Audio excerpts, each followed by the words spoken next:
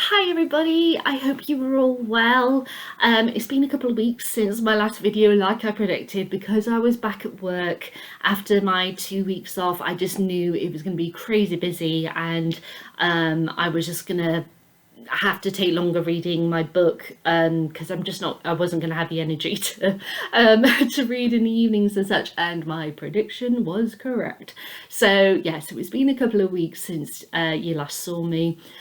In that time I've been working a lot, obviously, but also yesterday I took another step with my anxiety. I went to the cinema, had a little stumble with feeling anxious on my journey there because I was on bus and the bus was really busy. What I did, I got off a couple of stops early, sorry, and then walked the rest of the way. Apart from that, I was fine throughout the day.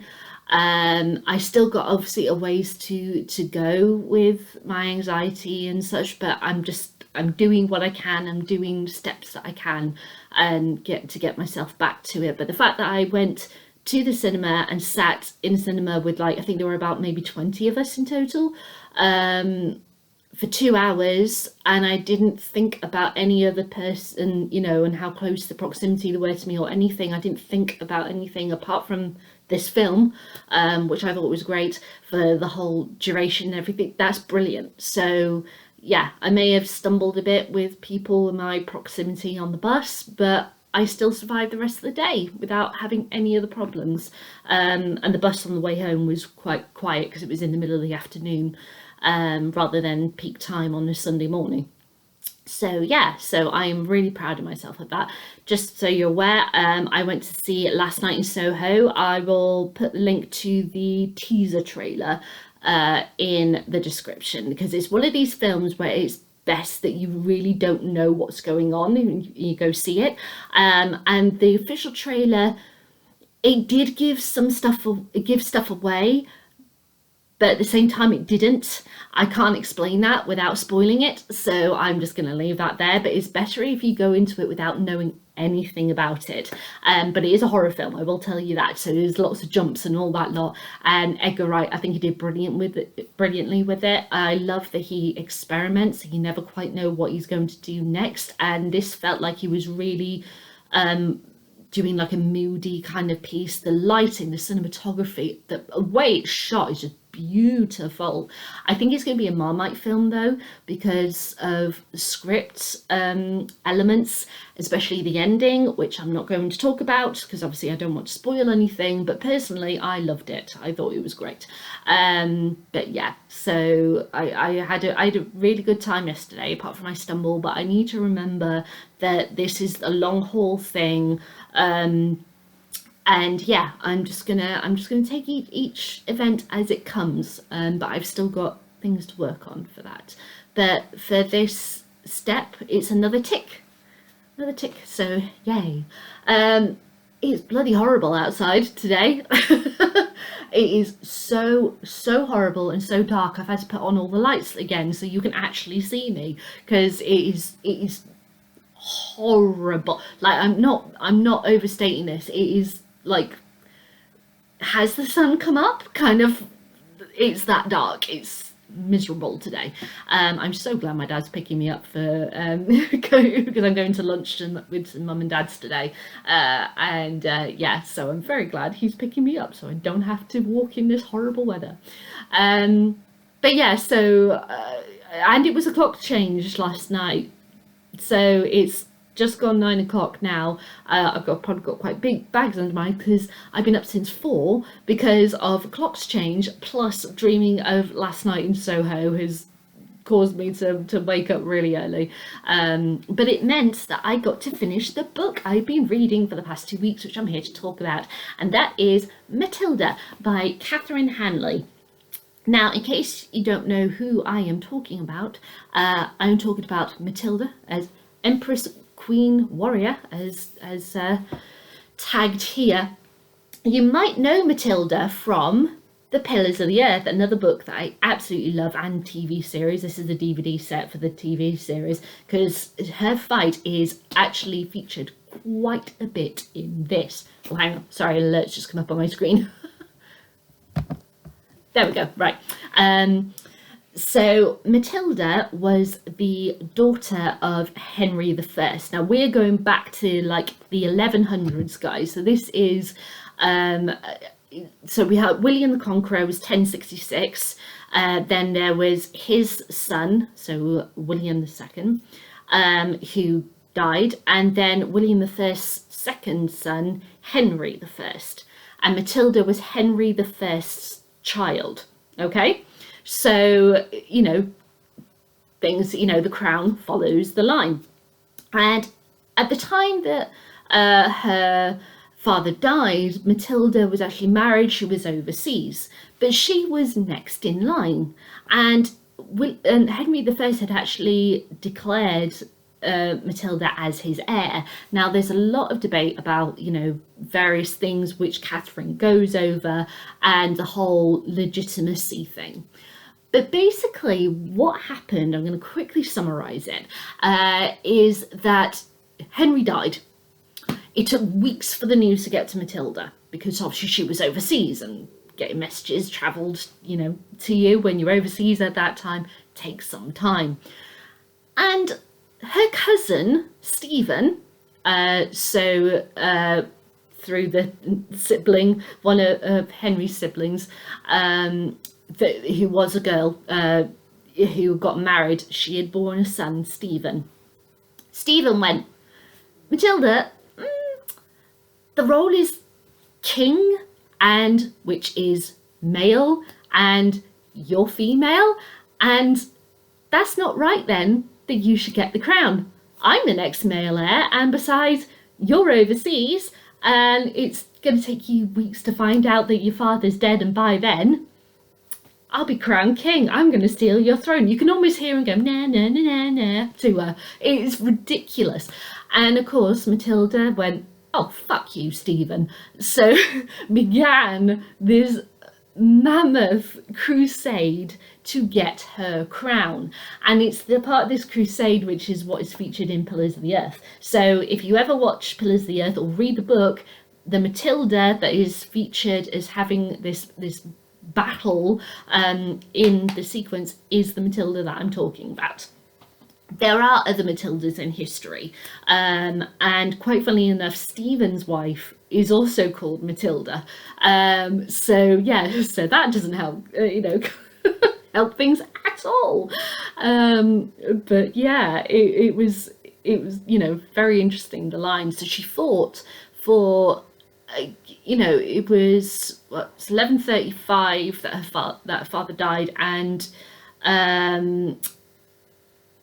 Henry II got the crown, a good 20 years later.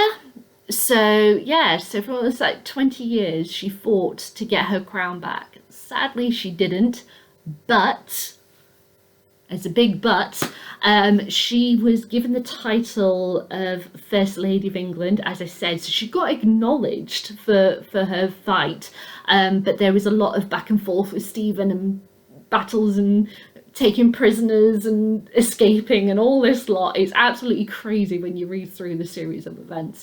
So she never officially got crowned.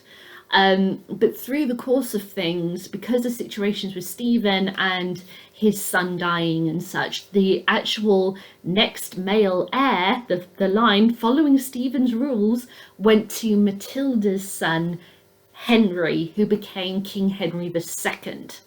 So even though she didn't get the crown for herself, she did get it for her son in the end. And although she didn't get the title of Queen, she did get a title of First Lady of England. But my God, she was a badass. I loved her story. And actually, Catherine summarises Matilda's story, and Matilda's character so beautifully, actually. Her final paragraph. So this sounds very strange, but I'm going to read you the final paragraph because I loved the way that Catherine described her. So it says, Matilda, as her epitaph stated, a daughter, wife, and mother, but she was much more than that. She was twice crowned queen and empress and lady of English. By the way, for the crowning, it's various husbands and all this lot, but you'll understand when you read the book. Sorry, so I'll say that again. She was twice crowned queen, an empress, and the lady of England. She was a well-travelled, politically astute woman of the world. She was an able strategist who could understand and take advantage of complex military situations. She was someone who had a cause to believe in and who never gave up on it. Given the gender constraints within which she was forced to operate, she achieved much more than might feasibly have been expected. She did not meet with unalloyed success, unalloyed success or appreciation during her lifetime, but her great achievement was her legacy, and also that both her triumphs and her failures were entirely her own. In a world that expected her to be an accessory, an adjunct, a cipher, Matilda was the master of her own fate and the agent of her own destiny. And it is thus why she deserves to be remembered. I totally agree. And the whole thing of deserving to be remembered, this is like the only book about Matilda that I could find. She is a badass in history, and no one writes about her until Catherine came along, and I'm so glad that she did. This book tells her life beautifully.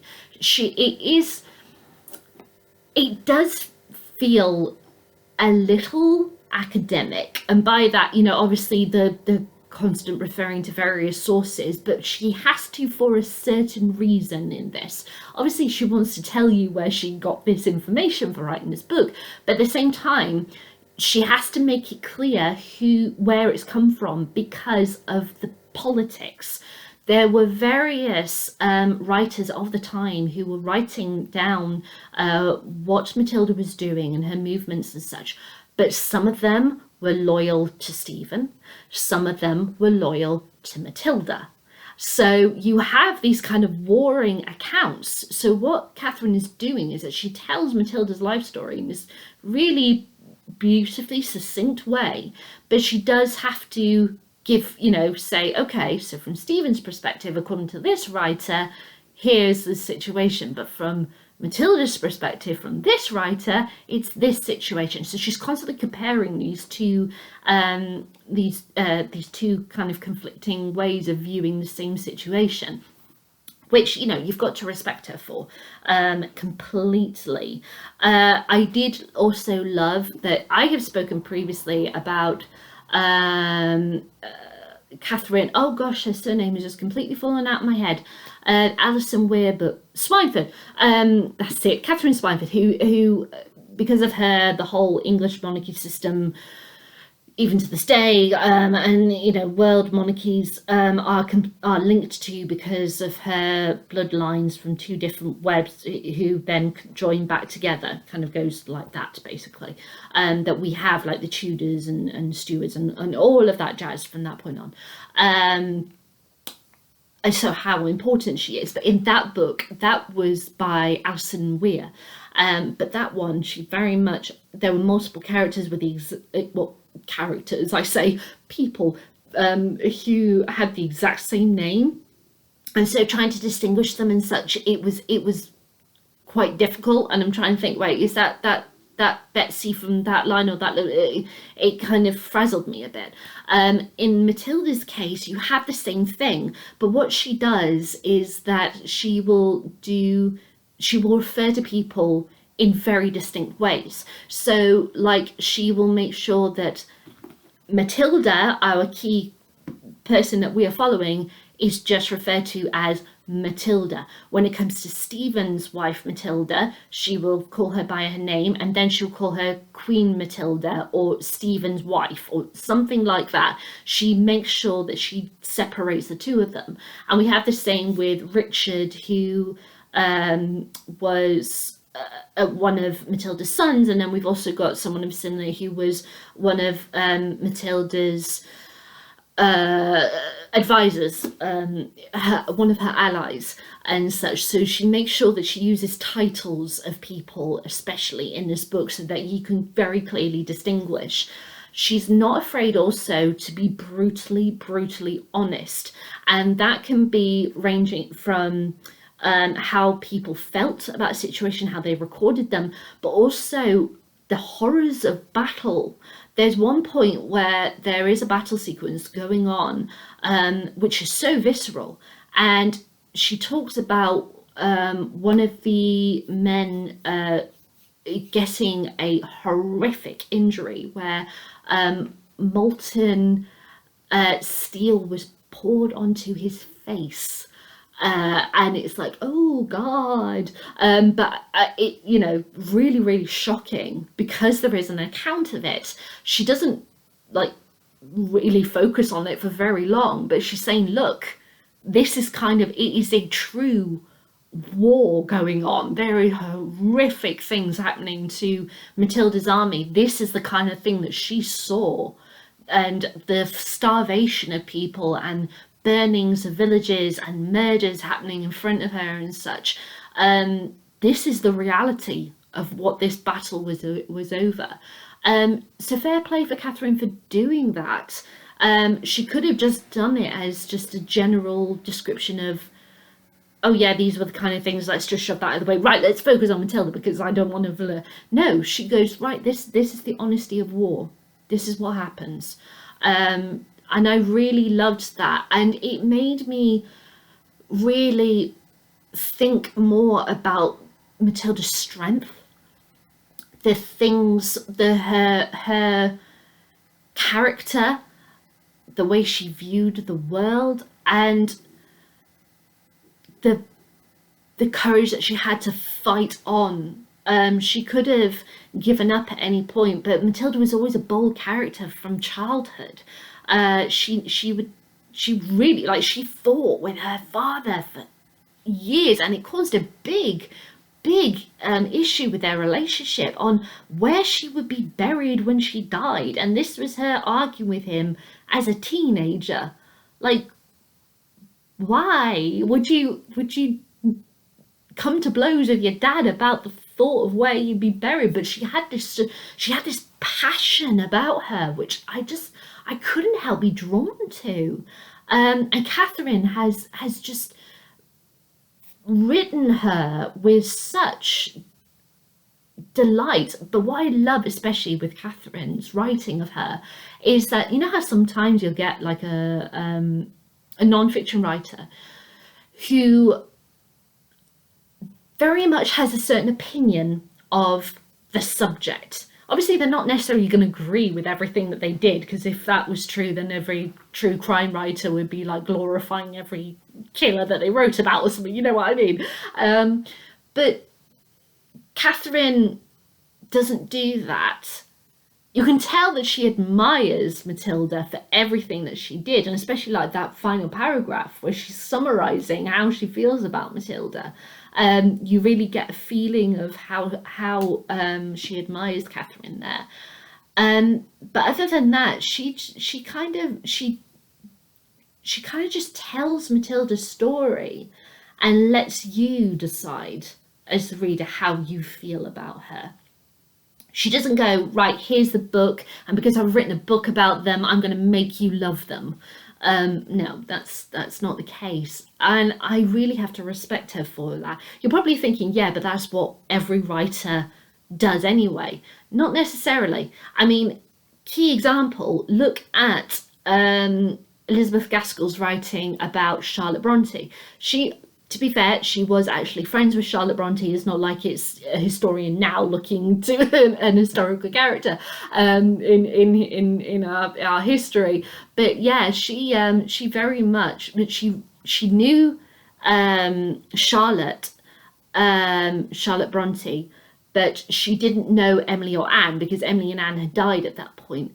And so Elizabeth Gaskell writes about Emily and Anne in such a harsh way, because she's only heard about stories that Charlotte told her. And I'm not saying that Charlotte was a bitch or anything like that, wouldn't say that. But when you read the stories, it's very much like, okay. There is a book about Anne Bronte which I read, which covers that very, very interestingly. I will put the information about that in the description for you as well. So I've got lots of things to put in the description, haven't I, this week? But yeah, just kind of that thing that a writer might get in their mind a certain viewpoint about a subject and will want you to only understand their point of view about it. They don't want to look at the other side of a situation. Catherine doesn't do that in this book. She very much lets you decide how you feel about Matilda, and I really respect her for that. It was beautifully depicted, but I do like also about that, she does give her views from time to time about Stephen, and honest to God, I really do feel like Stephen was just like, very arrogant, very cocky, very much like, well, I'm the king, I'm the male, I'm the king of this castle, move over, bitch, kind of thing. And I'm like, no. And like I said, almost you can hear him when he's writing stuff and talking to Matilda, communicating to her. You can always hear him going, na na na na na, I'm stealing your crown, like this. He was, oh God, he was arrogant. I'm not gonna try and sugarcoat that, because he was not a nice guy.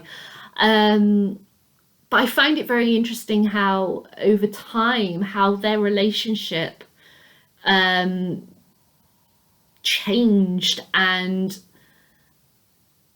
how they viewed each other in various situations, from being captured, set free, or whatever, in wars, and at the end of their lives, how they felt about each other. I found that very, very interesting.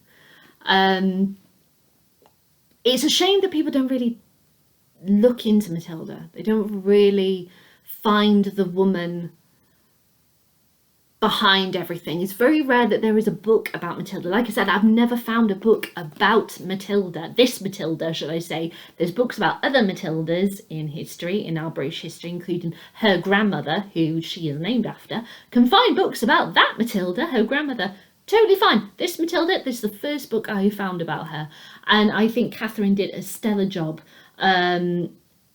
depicting Matilda as a woman who had her own independent thoughts, her own ways of seeing the world, who had that passion from childhood, and she never gave it up. She stood up for what was right, and she fought so bravely. And I want to read you a bit before I finish this, which is quite a ways into the book. As you can see, it's not far from the end, but this is one of her escapes. I say one of, because there were more than one, and her story is unreal. It's crazy. But this is her escaping from imprisonment. She's been in, it's 1142. She's been in prison since September. She got captured after, terrible battle and such. And so she's languishing in prison, and she's thinking about how she can get out. And this is her getting out. Matilda was cold, hungry, and desperate. Much of Oxford was a smouldering ruin. A bombardment from Stephen's siege engines were incessant, and the blockades were total. No supplies had made their way through, and the food and fuel was running out. She had been completely cut off from the outside world since September, and could have no idea that help was on its way. So it's not surprising that she should decide that there was nothing for it but to take matters into her own hands. The escape took place sometime in the middle of December 1142, certainly before Christmas. The land was white and frozen. Heavy snow blanketed castle, city, and fields alike. There was no time to be abroad in the countryside, but the dangers and potentially lethal conditions suited Matilda's purposes, and she could wait no longer. During the silent hours of one night, she slipped out of the castle's postern gate, which opened outside the city. Some of the more excitable chroniclers say that she was let down via ropes over the walls, but this is unlikely. Accompanied by just 3 or 4 knights, Henry of Huntingdon notes that they were all clothed in white garments which reflected and resembled the snow, and the camouflage worked. No shouts of alarm sounded as they picked their way down to the river on foot. And this is why the conditions were right.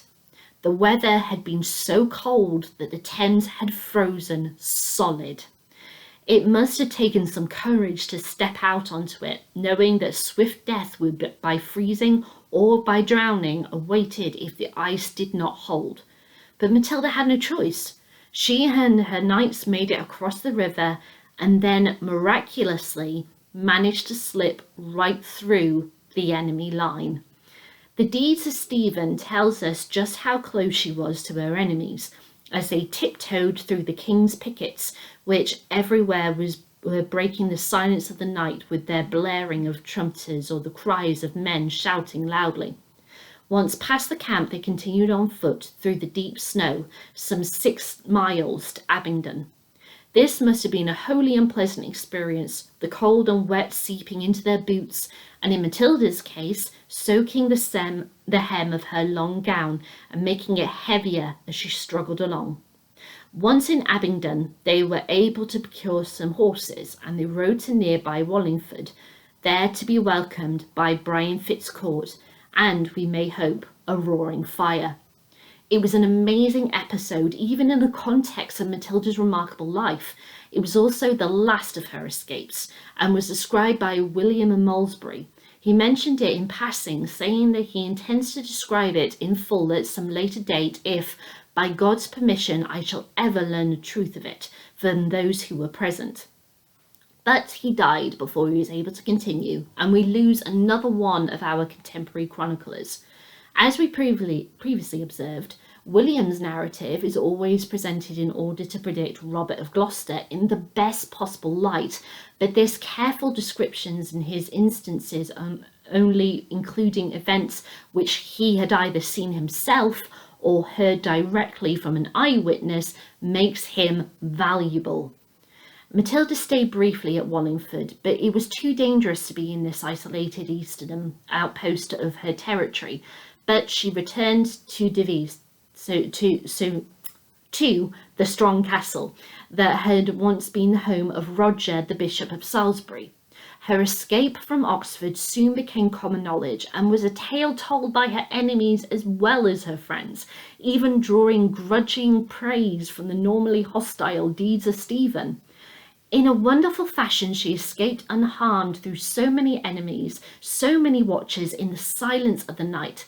I do not know whether it was to heighten the greatness of her fame in time to come, or by God's judgment to increase more virulently the disturbance of the kingdom, but never have I read of another woman so luckily rescued from so many mortal foes and from threat of dangers so great.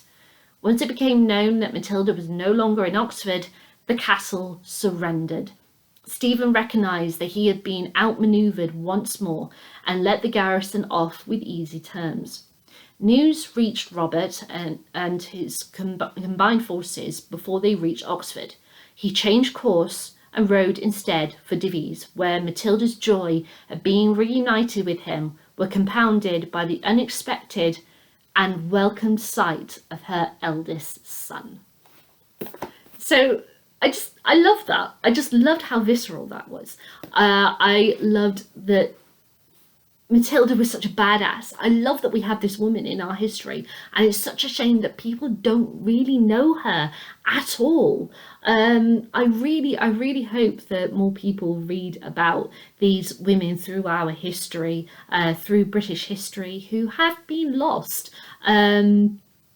She so deserves to be remembered, as Catherine says at the end of this book, and the way that Catherine has written about her, I think Matilda would be proud of how Catherine has told her story, has kept her alive.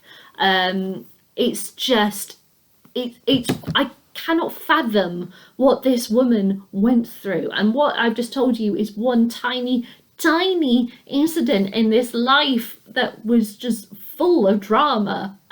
She was amazing, an amazing woman. And yeah, I really hope she's not forgotten. She deserves to be remembered.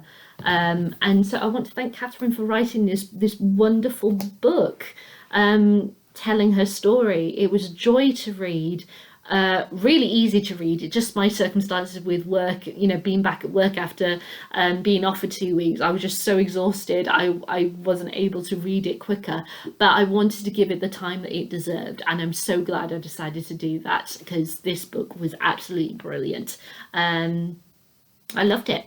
So thank you, Catherine, for writing it. And just so you know, I don't know if you guys know it, but there is a BBC kids sketch show called Horrible Histories, based on the books, the famous books series. But it's a series, it's a TV series which is loved by kids and adults, and I'm a fan of it. I think it's great. And there is actually, every episode there's a song about someone in history, and one of those is Matilda. So I will include that in the description. So I'm going to have an inscription, if I remember by when I upload this. So Last Night in Soho teaser trailer, the information about that book on Anne Bronte, and also the song from Horrible Histories. And as I said, if you want to see Matilda, you can see her in Pillars of the Earth TV series, or of course you can read the book and read about her there. Otherwise you can read this one. So my usual questions. So would I read this again? Yes, definitely. I loved it. I thought it was great. Really, really enjoyable read. Would I recommend this to anyone? Yes, definitely. Anyone who's interested in British history, or female history.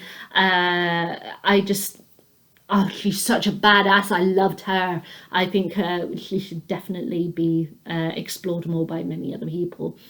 And would I read any more of Catherine's work? Yes. I don't believe I've actually read any other of Catherine's books before. I'm going to have to look up her bibliography and see if I have. But yeah, the way that she combines the academia and her research and such with her visceral writing, it really works. And I'd love to explore what other subjects she has looked at in her writing, and see how she depicts them. So yeah, I'm definitely going to have to look into Catherine's other works. It was absolutely brilliant. I loved it. So those are my thoughts on Matilda, Empress, Queen, Warrior by Catherine Hanley. Have you read this book? Let us know what you think. Leave me a comment in the comments box below. Give me a thumbs up, thumbs down, type to you on each side. And I'll be back with my thoughts on my next read, which I've already announced, which is The Immortal Life of Henrietta Lacks by Rebecca Scott. So yeah, I'll be back with my thoughts on that as soon as I'm done. And look at that, the sun is trying to come out. It's brightened up in my living room, guys. Woohoo! I hope that means today it's going to be nice. So we'll just have to see. All right, guys. Bye.